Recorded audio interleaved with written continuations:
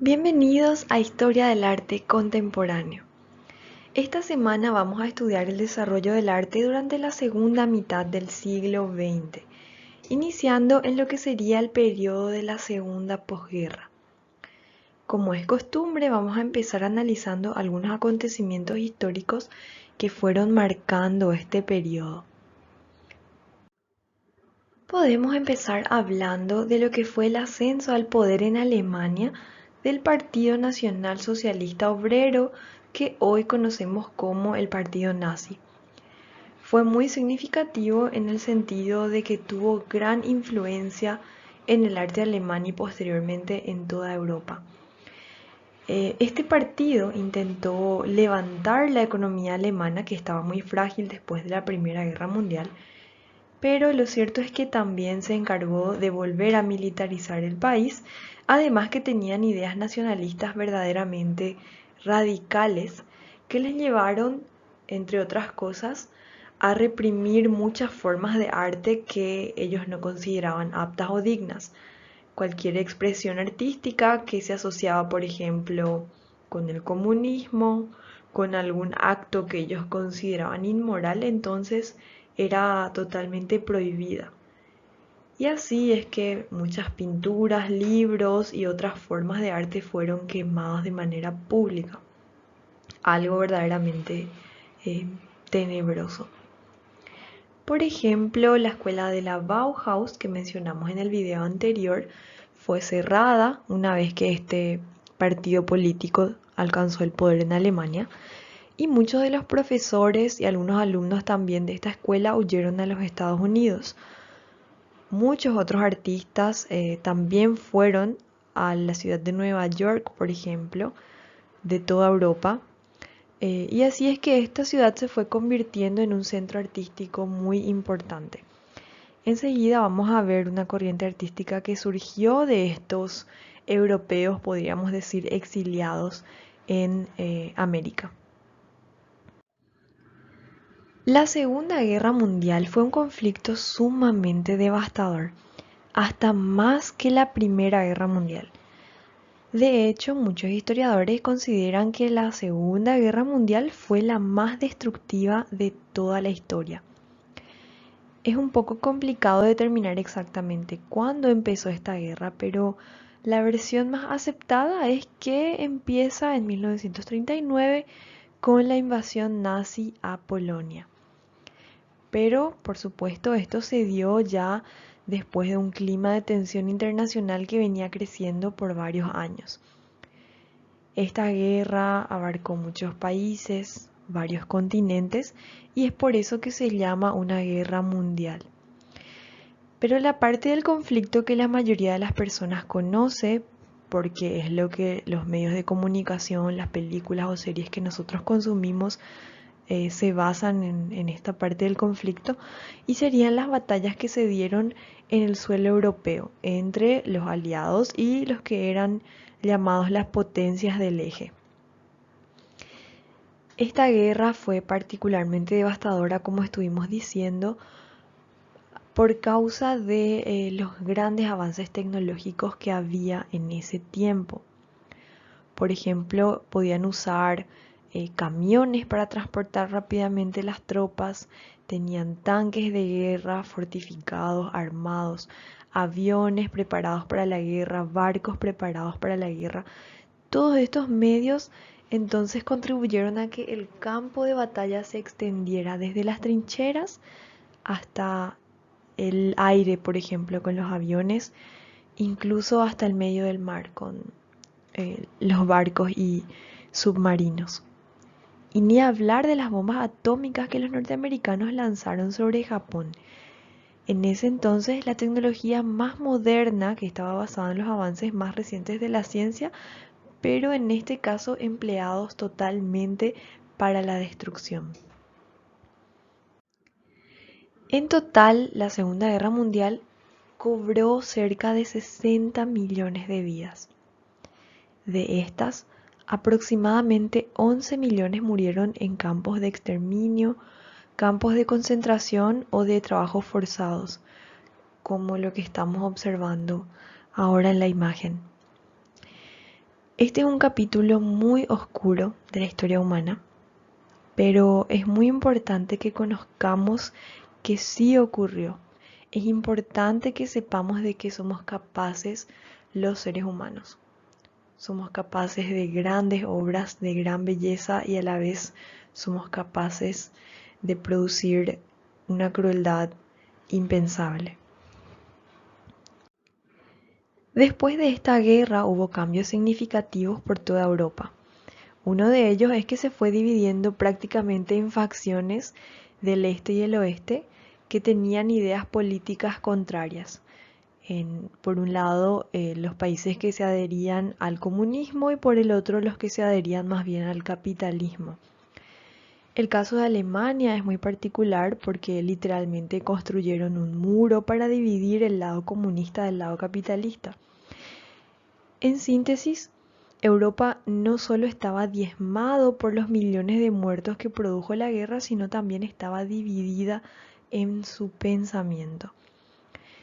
Y Estados Unidos, del lado de los capitalistas, empieza entonces una lucha, digamos, de manera solapada, primeramente, luego ya un poco más abiertamente, en contra de este comunismo en todo el mundo, no solamente en Europa.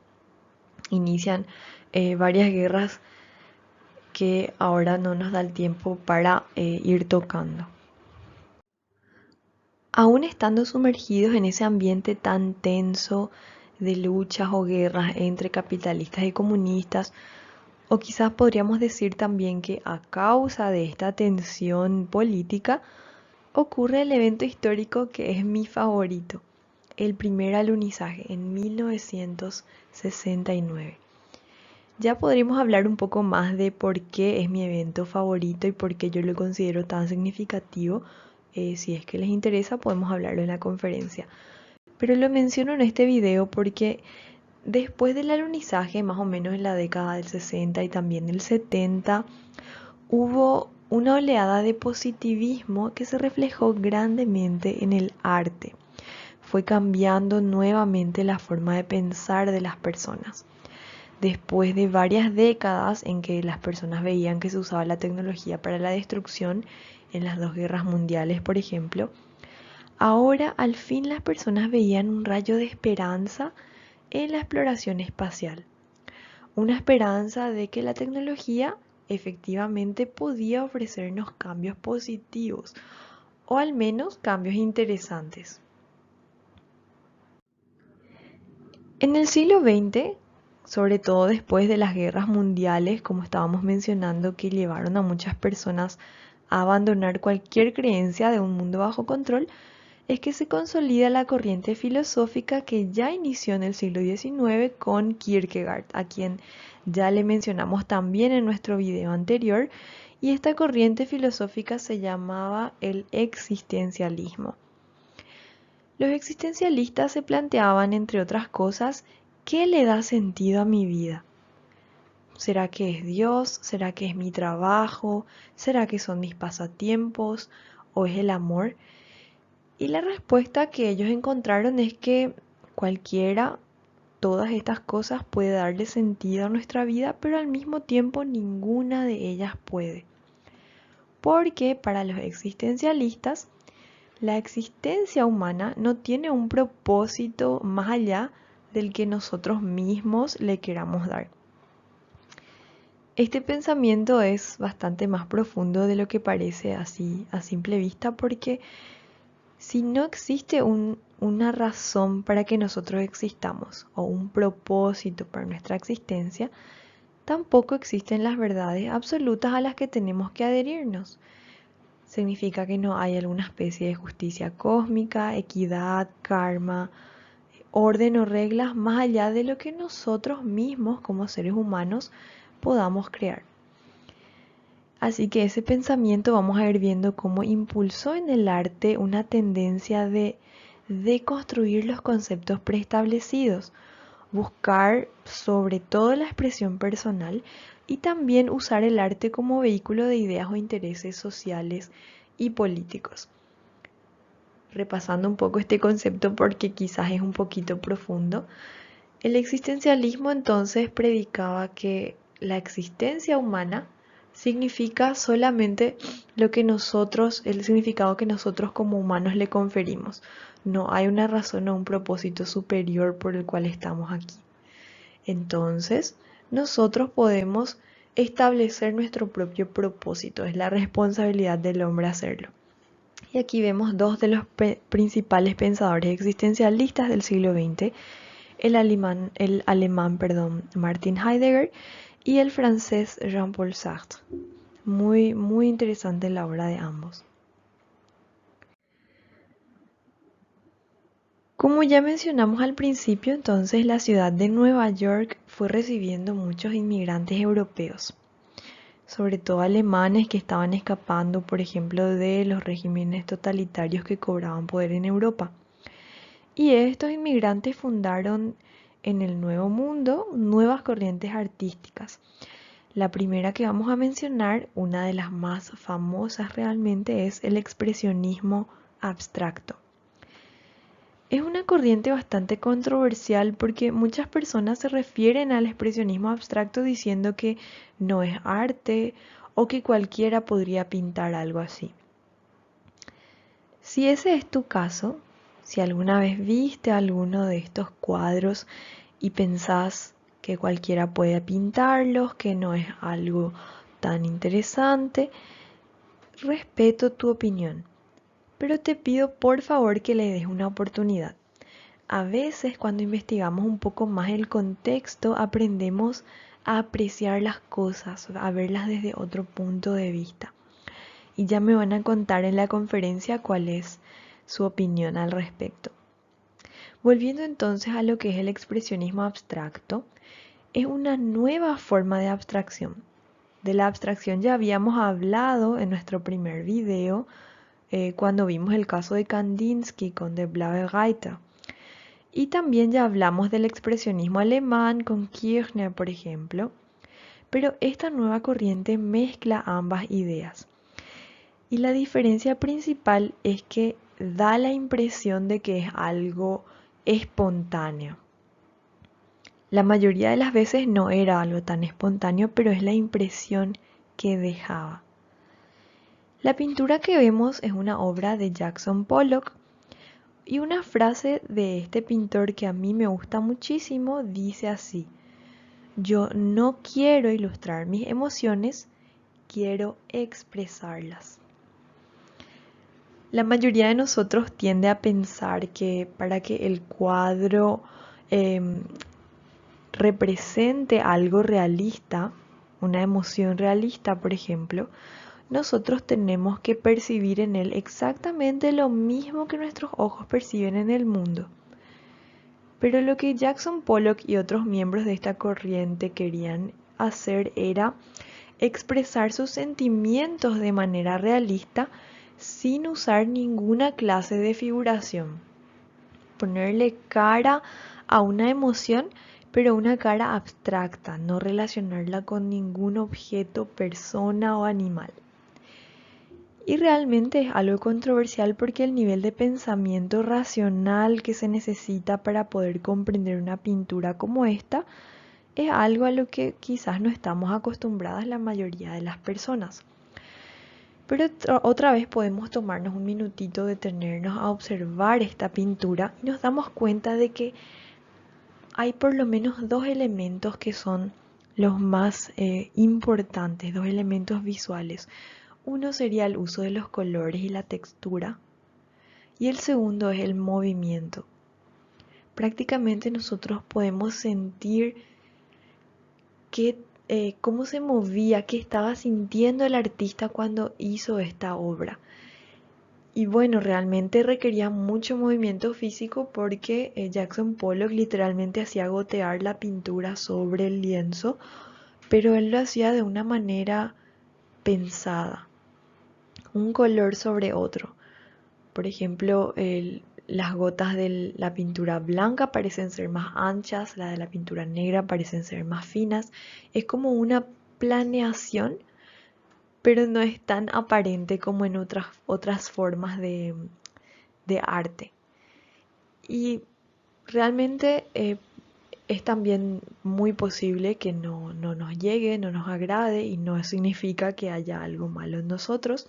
Nada más significa que todo es subjetivo en el arte y en la vida.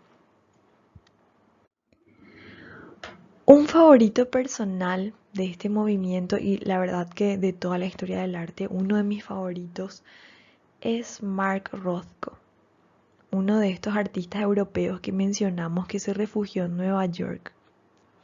Nuevamente este es un autor controversial porque muchos eruditos del arte, historiadores, coleccionistas de arte, otros artistas, la mayoría de ellos, y yo me incluyo también en este grupo aunque no soy una experta, la mayoría se siente fascinado por estas obras de Mark Rothko.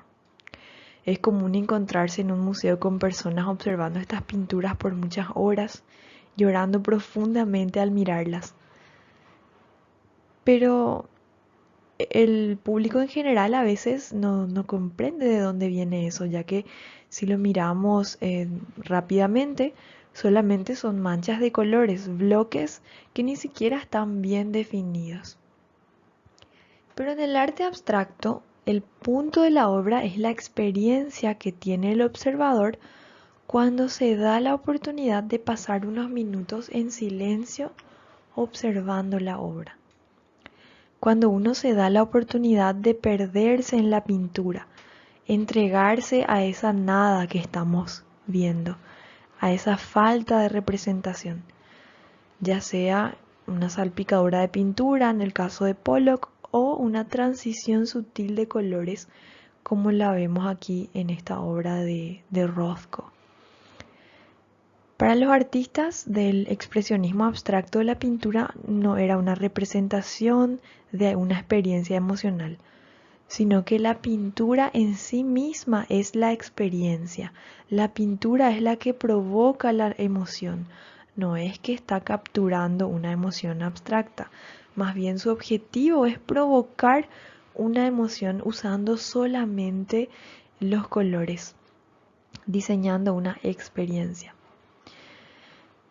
Esta obra en particular, vamos a hacer un breve ejercicio y vamos a mirar, vamos a enfocarnos en el cuadrado negro que vemos en esa obra. Vamos a mirarla por un tiempo suficiente y ahí vamos a darnos cuenta que los colores empiezan a cambiar frente a nosotros. El negro que contrasta con el púrpura que le rodea, el cuadrado más grande que estamos viendo allí, empieza a cambiar de color. ¿Qué pasaría si les digo que realmente ese cuadrado no es negro, sino que es verde? Ahí empezamos a ver la diferencia, ¿sí? Empezamos a ver cómo se transforma en ese color en nuestra mente. Así es como estas obras llegan a nuestro corazón, a nuestros sentimientos, a través de cambios sutiles que ocurren en nuestras propias mentes cuando pasamos un rato observándolas. Y sí, es realmente una experiencia bastante emotiva, muy emocional, podríamos decir, porque cuando uno se toma su tiempo de observar un cuadro de Mark Rothko, como dijimos, no tiene ninguna representación, prácticamente son la nada misma, nada más que unos colores, uno se queda enfrentado a sus propios pensamientos y uno se envuelve en la obra de arte y nuestras emociones son parte de la obra del artista. Antes mencionamos que para la década de los 60 la población empezaba a sentirse un poco más esperanzada. Hablamos, por ejemplo, del alunizaje y cómo la tecnología empezaba a tener, vamos a decir, otra luz. Las personas ya veían la tecnología de manera un poco más positiva. Porque en Estados Unidos, por ejemplo, hubo un crecimiento económico muy grande después de la Segunda Guerra Mundial. Al contrario que en Europa, porque, por ejemplo, las fábricas alemanas, las fábricas japonesas, inglesas, francesas, etcétera, no estaban funcionando en su máxima capacidad por todas las vidas que se perdieron y también porque muchos de ellos habían perdido la infraestructura, estaban reconstruyendo sus países después de tantos bombardeos, por ejemplo. Esto es algo verídico. Pero como en el suelo americano prácticamente no hubo batallas, sí es cierto que también sufrieron muchas pérdidas como en Pearl Harbor, etcétera, pero no hubo tantas batallas en lo que sería el suelo americano. Entonces mantuvieron su capacidad productiva y empezaron a proveer sus bienes de consumo más que nunca a todo el mundo. Esto obviamente también influyó en la manera en que ellos hacían arte. Y surge, por ejemplo, el arte pop, que es lo que estamos viendo aquí. En cierta forma, el arte pop es arte conceptual también, porque cuando nosotros observamos la representación de un objeto, no nos enfocamos en el objeto en sí mismo, sino en un concepto que se transmite a través de ese objeto. Ese es el caso de esta obra de Andy Warhol, Las 32 latas de sopa Campbell's, que es bastante icónica. Warhol se convirtió él mismo en un ícono de la cultura pop. Por ejemplo, porque él diseñó la lengua de los Rolling Stones, que seguro la mayoría de nosotros conoce. También esta banana que se encontraba en la portada del álbum de The Velvet Underground. Y muchas otras obras que son muy populares, como esta serie de retratos de Marilyn Monroe. Y volviendo a la obra que estamos viendo aquí, las latas de sopa, eran importantes para Andy Warhol porque esta era una comida que muchas personas de escasos recursos, las personas más pobres, comían porque era accesible, era una comida barata que se producía masivamente en una de estas fábricas que mencioné antes. Entonces para él simbolizaba mucho más que solo una sopa, era prácticamente la comida del pueblo americano en ese momento. Y él estaba fascinado con la manera en que la etiqueta de estas latas representaba tantos conceptos de su marca. El sabor casero, por ejemplo, se podía percibir en las letras caligráficas. El uso de tomates naturales se podía percibir en el color de la etiqueta. El hecho de que el producto sea económico se percibía en la calidad del diseño, que era algo bastante simple. Y así muchas otras características del producto se daban a entender con su etiqueta. Esto a él le fascinó y por eso hizo una serie de pinturas de cada una de las variantes de esta sopa. Y el arte pop también es bastante controversial, como la mayoría del arte del siglo XX. Hay muchas personas que lo valoran y lo aprecian muchísimo, pero otros detractores totalmente. Y el arte pop se puede ver también como una respuesta a esta cultura consumista que se estaba consolidando en Estados Unidos y también en Europa después de la Segunda Guerra Mundial. Por último, quisiera tomarme un momento para hablar de un artista que tiene una fama que en mi opinión realmente no se merece. Esta es Yoko Ono, una artista que ahora más bien es famosa por haber sido esposa de John Lennon, ya no tanto por su arte. Pero quisiera que hoy le dediquemos unos minutos para ver esta presentación que ella realizó y que podamos pensar, reflexionar un poco quizás en el mensaje que ella quiso transmitir. El enlace para poder ver esta presentación lo van a encontrar en la plataforma Canvas. Y la corriente artística a la que pertenece se llama Performance Art y consiste en una actuación, una performance, una presentación en vivo, donde la audiencia puede interactuar muchas veces. Una experiencia conjunta con la audiencia sería. La intención de estos artistas del performance era eliminar esa brecha que había entre el artista y el público y por un momento todos se convertían en artistas. Algo que para mí resuena bastante con lo que es la filosofía existencialista, que cualquiera puede ser un artista. No hay, digamos, una persona que es mayor o superior, que tenga que ser mejor que los demás para poder participar en el arte, ¿verdad? Era más bien que todos estaban en el mismo plano. Quizás si alguno de ustedes es fan de los Beatles, conoce la historia de Yoko Ono, y hay algunos fans que le culpan a ella de la separación de la banda. Eso es algo que me gustaría que tratemos de olvidarnos cuando vemos esta presentación. De hecho, mi opinión al respecto no la voy a compartir para no dañar, digamos, el punto de nuestra clase. Y vamos a tratar de pensar en esta presentación como algo de ella. Les recomiendo nuevamente que vean ese video, dura 8 minutos nada más, y es para que podamos entender bien de qué se trata. Esta presentación se llamaba Corta una pieza. Consistía en que ella estaba sentada sola en el medio de un escenario, inerte, inexpresiva, y le permitía a las personas, a las asistentes, que con unas tijeras que estaban disponibles allí cortaran su ropa. Ellos tenían permiso de llevarse el pedazo de ropa que cortaban de ella. Y esto para mí es llevar la vulnerabilidad sexual a un extremo totalmente rudimentario. Es como el concepto de despedazar a una persona, algo muy fuerte. Pero con esta presentación Yoko Ono permitió que exactamente eso le hicieran en público. Es una escena muy perturbadora, una mujer que se ve indefensa porque no está hablando, no se está moviendo, no resiste a lo que le están haciendo. Y eso la hace ver muy vulnerable cuando personas extrañas le están despojando de su propia ropa. Prácticamente la vemos siendo explotada y nosotros nos sentimos muy incómodos. Pero al mismo tiempo, podemos argumentar que quien organizó esta presentación y esta performance fue ella misma.